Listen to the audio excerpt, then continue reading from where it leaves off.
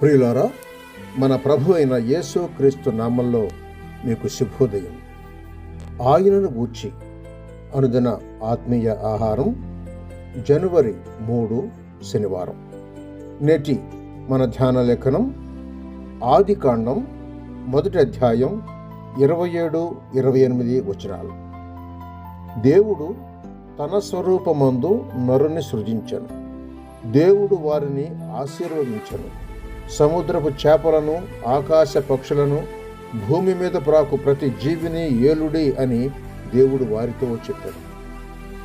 వ్యాఖ్యానాంశం ఆదాము క్రీస్తు. వ్యాఖ్యానాంశం ఆదాము క్రీస్తు.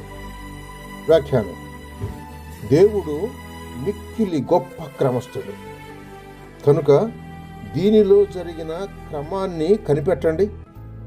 1 సృష్టి, 2వది దీవెన, 3వది సేవ. చాలామంది దేవుని సేవను గూర్చి ఎక్కువగా విచారిస్తారు.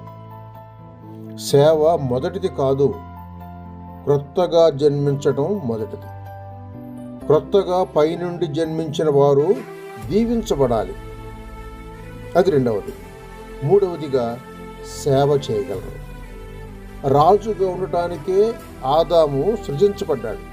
చూడండి, పాపము చేత ఆయన కిరీటం క్రింద పడిపోయింది కనుకనే క్రొత్త సృష్టి క్రీస్తు ముఖాంతరం కావాల్సి వచ్చింది.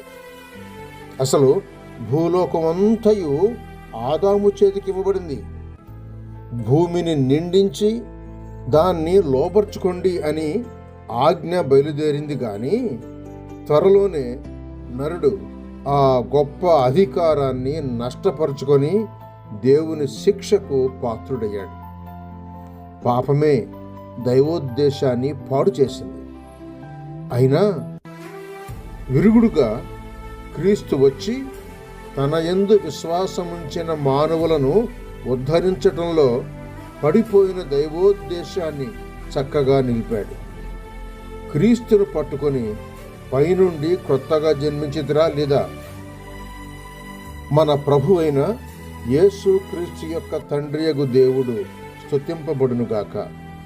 ఆయన క్రీస్తునందు పరలోక విషయములలో ఆత్మ సంబంధమైన ప్రతి ఆశీర్వాదమును మనకు అనుగ్రహించను.